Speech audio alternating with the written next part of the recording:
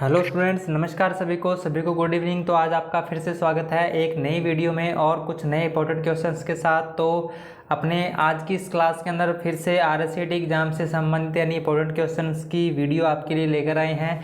तो पिछली क्लास के अंदर भी अपने लगभग यानी 35 क्वेश्चंस के बारे में डिस्कस किया था और इससे पहले मैंने 2 क्लासेज हैं जो कि अपलोड कर दी हैं।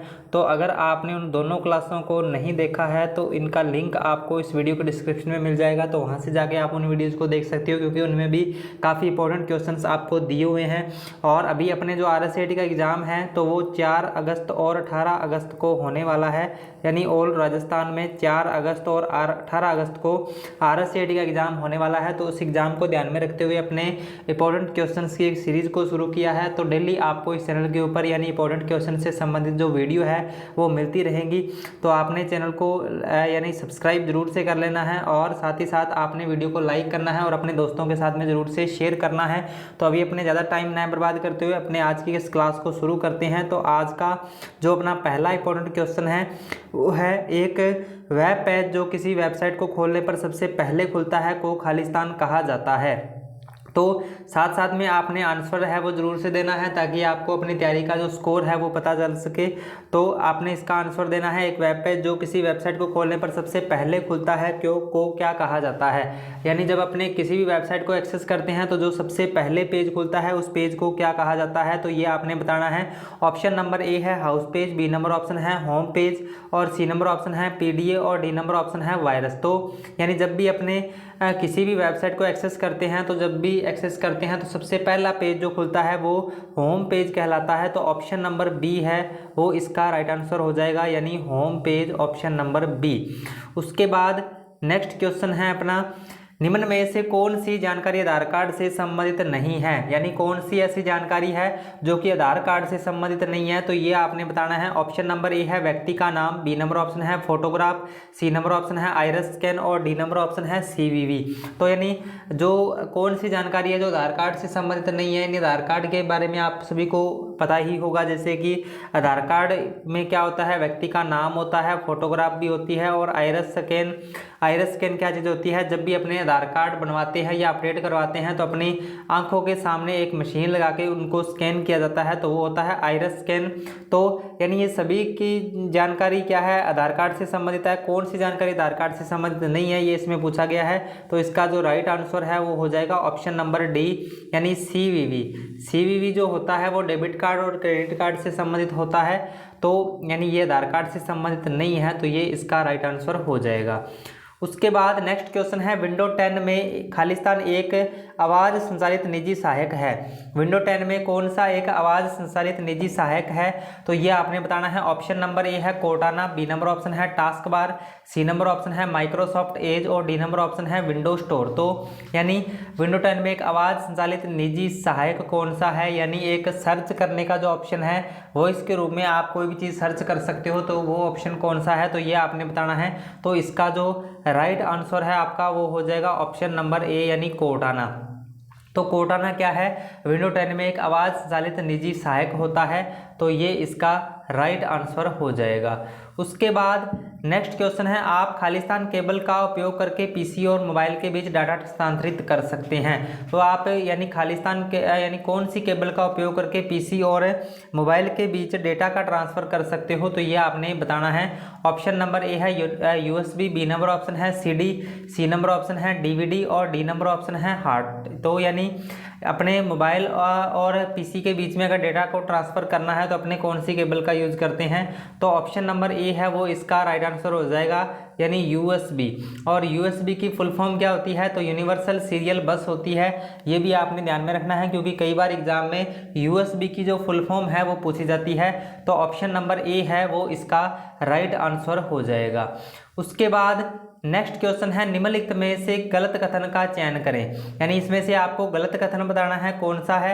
ऑप्शन नंबर ए है कैश मेमोरी में मेन मेमोरी की तुलना में कम एक्सेस समय लगता है, बी नंबर ऑप्शन है कैश मेमोरी में डाटा अस्थायी रूप से स्टोर होता है, सी नंबर ऑप्शन है कैश मेमोरी में तेजी से घूमने वाले चुंबकीय डिस्क होते हैं और डी नंबर ऑप्शन है कैश मेमोरी मेन मेमोरी की तुलना में ज़्यादा महंगी होती है। तो यानी आपको इसमें कैश मेमोरी से संबंधित जो गलत कथन है वो आपने बताना है।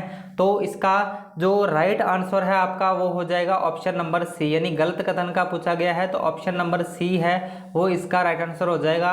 यानी कैश मेमोरी में तेजी से घूमने वाले चुंबकीय डिस्क होते हैं, तो कैश मेमोरी में कोई भी घूमने वाले जो डिस्क है वो नहीं होते हैं, तो ऑप्शन नंबर सी है वो इसका राइट आंसर हो जाएगा। उसके बाद नेक्स्ट क्वेश्चन है, खालिस्तान आईपी पते में डोमेन नाम का अनुवाद करता है, यानी आईपी पते को डोमेन नाम में अनुवाद कौन सा करता है, तो ये आपने बताना है। ऑप्शन नंबर ए है डीएनएस, बी नंबर ऑप्शन है यूआरएल, सी नंबर ऑप्शन है एनटीएफएस और डी नंबर ऑप्शन है आईएसओ। तो यानी आईपी पते का डोमेन नाम में अनुवाद कौन सा करता है, तो इसका जो राइट आंसर है आपका वो हो जाएगा ऑप्शन नंबर ए, यानी डीएनएस, डोमेन नेम सिस्टम जिसको बोला जाता है। यानी डीएनएस की फुल फॉर्म क्या होती है, तो डोमेन नेम सिस्टम होती है। ये आपने ध्यान में रखना है क्योंकि एग्जाम में कई बार इस प्रकार से इनकी फुल फॉर्म है तो वो भी पूछ लेता है। डोमेन नेम सिस्टम यानी डीएनएस की फुल फॉर्म है वो हो जाएगी। उसके बाद नेक्स्ट क्वेश्चन है, एमएस वर्ड 2010 में एक प्रकार का पैराग्राफ अलाइनमेंट, यानी एमएस वर्ड 2010 में एक पैराग्राफ अलाइनमेंट कौन सा है, तो ऑप्शन नंबर ए है पोर्ट्रेट, बी नंबर ऑप्शन है जस्टिफाई, सी नंबर ऑप्शन है इटैलिक और डी नंबर ऑप्शन है इंडेंट। तो इसमें आपको अलाइनमेंट बताने हैं। तो सबसे पहले आपको अलाइनमेंट के बारे में पता होना चाहिए कि एमएस वर्ड या किसी भी एप्लीकेशन प्रोग्राम में जो अलाइनमेंट होते हैं वो कौन कौन से होते हैं। तो अपने अलाइनमेंट की अगर अपने बात करें तो अलाइनमेंट पहला जो अलाइनमेंट होता है वो होता है लेफ्ट, यानी एक तो लेफ्ट हो गया, इसके अलावा एक सेंटर होता है, एक सेंटर होता है, एक राइट अलाइनमेंट होता है, एक राइट अलाइनमेंट होता है और चौथा होता है justify alignment.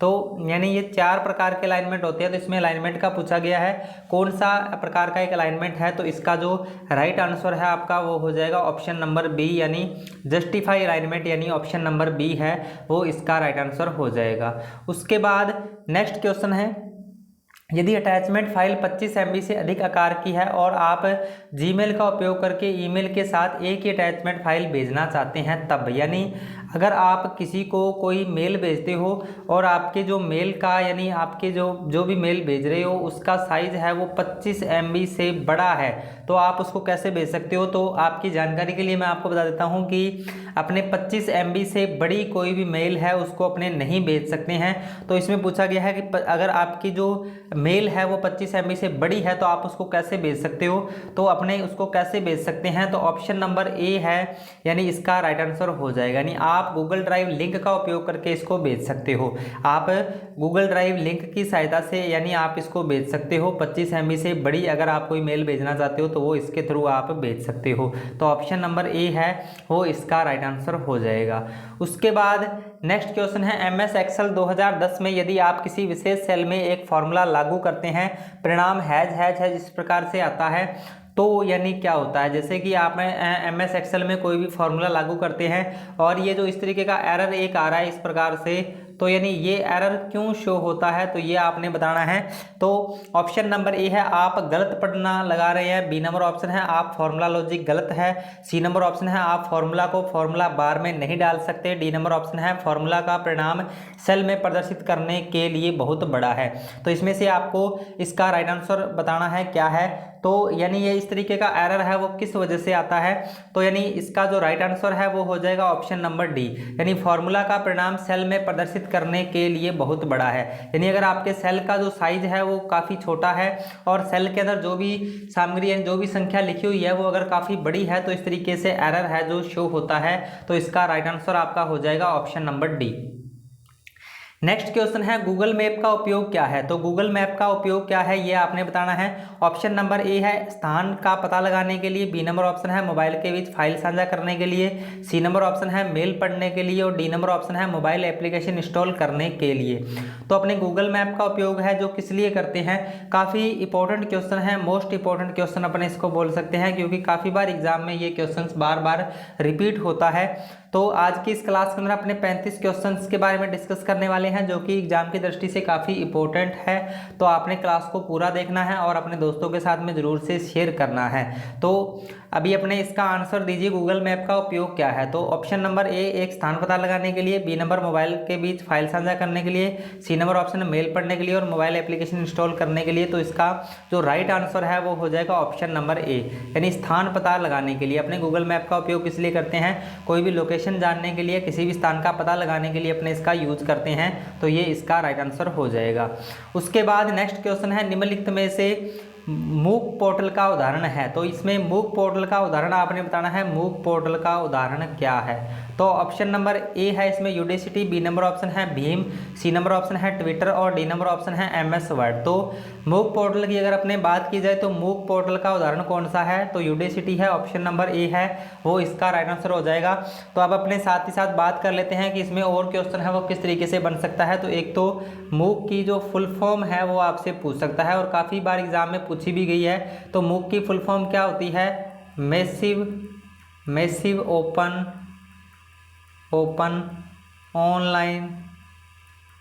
Open online course होती है। तो ये एग्जाम में इसकी जो फुल फॉर्म है वो भी आपसे पूछ सकता है। तो मूक की फुल फॉर्म क्या हो जाएगी, मैसिव ओपन ऑनलाइन कोर्स होती है। उसके बाद नेक्स्ट क्वेश्चन है, एक छात्र खालिस्तान का उपयोग करके विश्वविद्यालय को अपनी ऑनलाइन शुल्क जमा करा सकता है। यानी एक छात्र जो है वो किसका उपयोग करके विश्वविद्यालय को अपनी ऑनलाइन शुल्क जमा करा सकते हैं। तो ऑप्शन नंबर ए है आधार कार्ड, बी नंबर ऑप्शन है भामाशाह कार्ड और सी नंबर ऑप्शन है ई मित्रा और डी नंबर ऑप्शन है राशन कार्ड। तो इसमें से आपको बताना है कि जो छात्र है वो यानी किसका उपयोग करके विश्वविद्यालय का ऑनलाइन शुल्क है वो जमा करा सकते हैं। तो इसका जो राइट आंसर है वो हो जाएगा ऑप्शन नंबर सी, यानी ई मित्रा। यानी ई मित्रा के जरिए यानी कोई भी विद्यार्थी है जो यानी अपने विश्वविद्यालय का ऑनलाइन शुल्क है जो जमा करवा सकता है। तो ये इसका राइट आंसर हो जाएगा। उसके बाद नेक्स्ट क्वेश्चन है, प्रेजेंटेशन का एक संग्रह है। तो प्रेजेंटेशन का एक संग्रह क्या है। तो ऑप्शन नंबर ए है चार्ट, बी नंबर ऑप्शन है वर्कशीट, सी नंबर ऑप्शन है वर्कबुक और डी नंबर ऑप्शन है स्लाइड। तो प्रेजेंटेशन यानी प्रेजेंटेशन का मतलब क्या होता है, प्रस्तुतिकरण होता है। यानी किसी भी चीज़ को प्रस्तुत करने के लिए, प्रेजेंट करने के लिए अपने इसका यूज करते हैं। तो यानी किसका एक संग्रह है, तो ये आपने बताना है। तो इसका जो राइट आंसर है आपका वो हो जाएगा ऑप्शन नंबर डी, यानी स्लाइड। यानी जो प्रेजेंटेशन है वो यानी किसका एक संग्रह है, तो स्लाइड का एक संग्रह है। तो ऑप्शन नंबर डी है वो इसका राइट आंसर हो जाएगा। उसके बाद नेक्स्ट क्वेश्चन है, HDMI का पूर्ण रूप क्या है। तो HDMI का पूर्ण रूप क्या है, तो ये आपने बताना है। ऑप्शन नंबर ए है आपका high definition multimedia interface, B number option है डेफिनेशन मल्टीमीडिया इंटरफेस और सी नंबर ऑप्शन है हाई डेफिनेशन मल्टीमीडिया इंटरफेस और डी नंबर ऑप्शन है हैवी डेवलपमेंट मीडिया इंटरफेस। तो इसमें जो इसका राइट आंसर है आपका HDMI की फुल फॉर्म क्या होती है, तो ऑप्शन नंबर सी है वो इसका राइट आंसर हो जाएगा। यानी HDMI की फुल फॉर्म क्या हो जाएगी, हाई डेफिनेशन मल्टीमीडिया इंटरफेस होती है। तो ऑप्शन नंबर सी है वो इसका राइट आंसर हो जाएगा। उसके बाद नेक्स्ट क्वेश्चन है, MS वर्ड 2010 में खालिस्तान कुंजी कर्सर के बाईं ओर के अक्षर को मिटा देता है और खालिस्तान कुंजी कर्सर के दाईं ओर के अक्षर को मिटा देता है। तो ऑप्शन नंबर ए है डिलीट और बैकस्पेस, बी नंबर ऑप्शन है control plus alt, C number option है बैकस्पेस और डिलीट, डी नंबर ऑप्शन है स्पेस बार एंड एंटर। तो यानी इस क्वेश्चन के बारे में मैंने कल की क्लास में डिस्कस किया था। तो अगर आपने कल वाली क्लास है जो नहीं देखी है तो उसको भी आप देख सकते हो, जो कि आपको इस चैनल के ऊपर मिल जाएगी। तो आपको यानी उस क्लास के अंदर भी काफ़ी इंपॉर्टेंट क्वेश्चंस है जो मिल जाएंगे।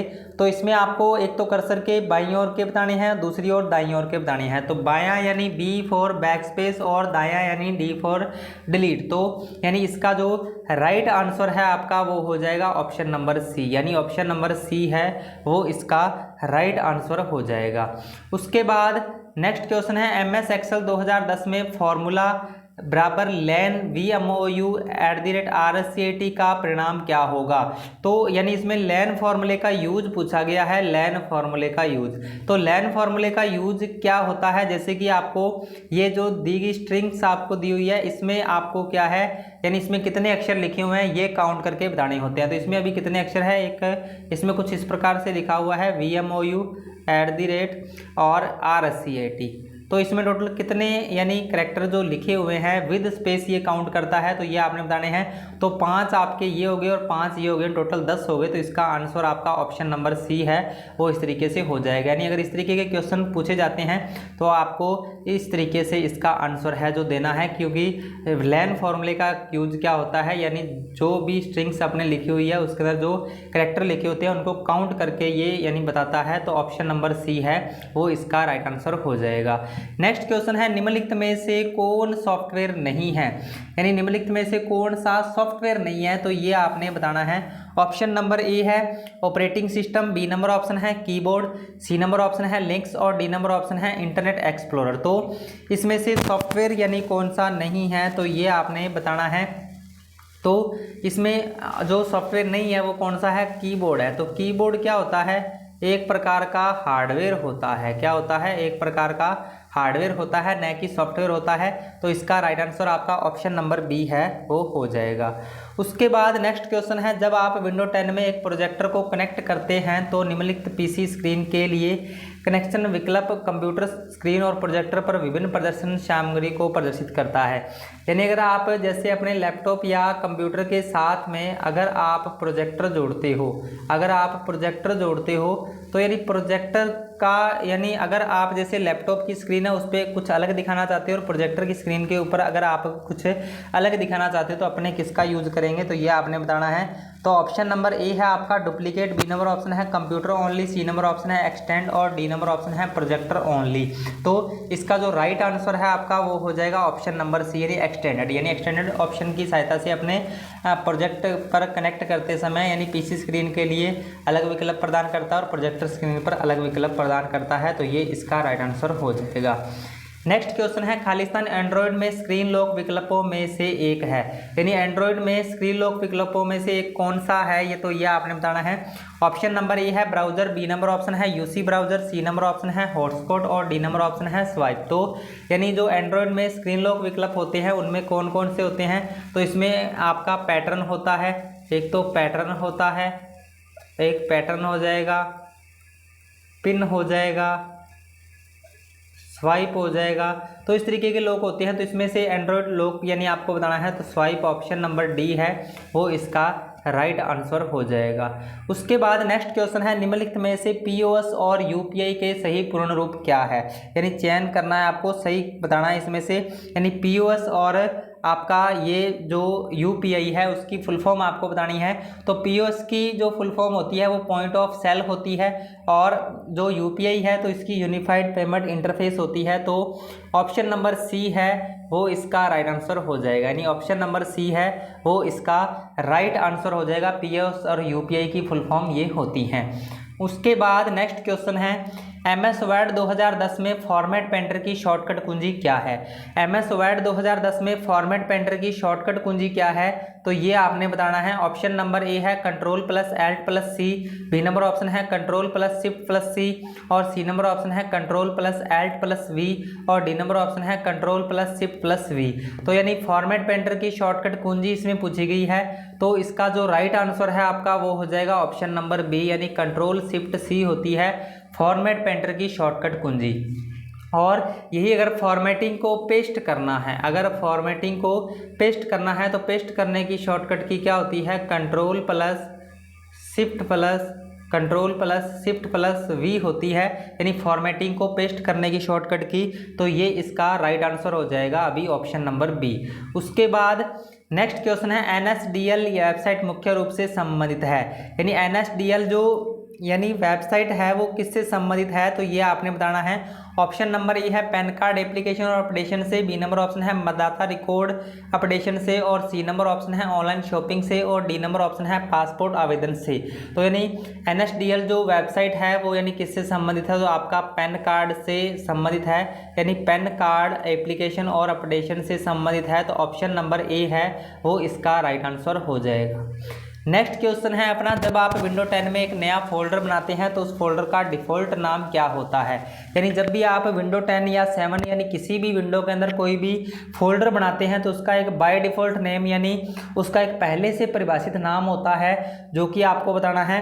तो ऑप्शन नंबर ए है my folder, B number option है new folder, C number option है फोल्डर और डी नंबर ऑप्शन है विंडो।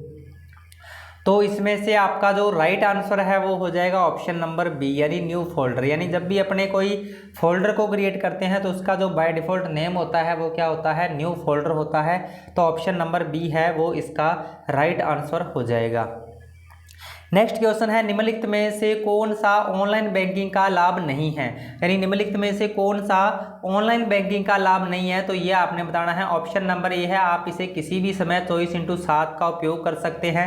बी नंबर ऑप्शन है इसमें दूसरों की तुलना में कम समय लगता है। सी नंबर ऑप्शन है यह धन को तुरंत प्राप्तकर्ताओं के खाते में स्थानांतरित करता है। और डी नंबर ऑप्शन है आप सिस्टम को डीमोड्यूलेट और मॉड्यूलेट कर सकते हैं। तो इसमें बैंकिंग का लाभ नहीं है, ये आपने बताना है। तो ऑप्शन नंबर डी है वो इसका राइट आंसर हो जाएगा।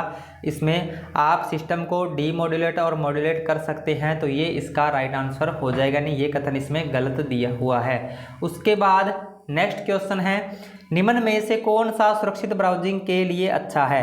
यानी निम्न में से कौन सा सुरक्षित ब्राउजिंग के लिए अच्छा है, अभ्यास है। तो ये आपने बताना है। ऑप्शन नंबर ए है एंटीवायरस ना चलाएं। बी नंबर ऑप्शन है अपने सॉफ्टवेयर को अपडेट ना करें। सी नंबर ऑप्शन है सार्वजनिक या मुक्त वाईफाई से बचें। और डी नंबर ऑप्शन है गोपनीयता नीतियों को न पढ़ें। तो यानी इसमें से आपको राइट आंसर बताना है। तो इसका राइट आंसर आपका हो जाएगा ऑप्शन नंबर सी, यानी मुफ्त की जितनी भी चीज़ें होती हैं उनसे दूर ही रहना चाहिए।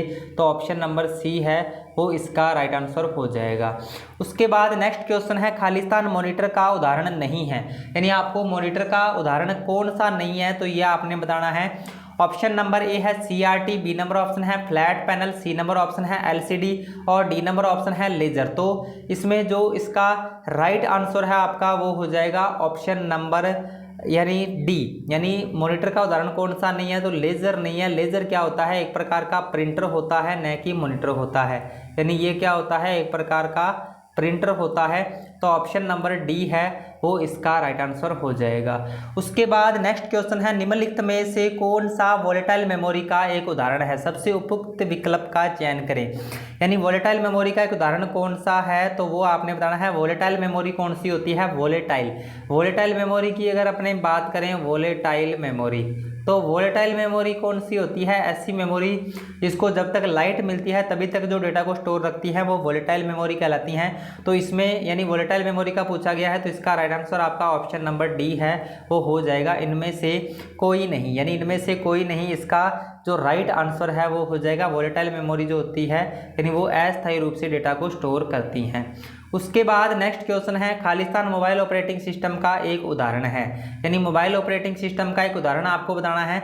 ऑप्शन नंबर ए है विंडो 98, बी नंबर ऑप्शन है Android operating system, C number option है मिंट विंडो ऑपरेटिंग और डी नंबर ऑप्शन है MS वर्ड 2010। तो इसमें से आपको बताना है कि कौन सा मोबाइल OS यानी मोबाइल OS का आपको बताना है कि मोबाइल OS यानी कौन सा है।